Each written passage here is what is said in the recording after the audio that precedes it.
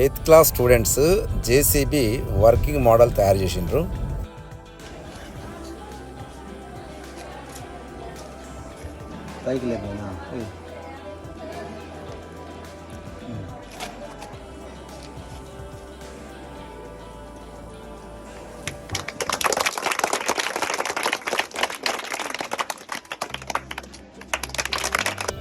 ఈ జేసీబీ తయారు చేయడానికి అట్ట ముక్కలు ఉపయోగించిండ్రు.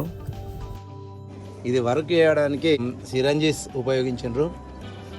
సిరంజీస్ తర్వాత ఈ సెలన్ బాటిల్ పైప్స్ దీంతో అది పనిచేస్తుంది. చూడండి.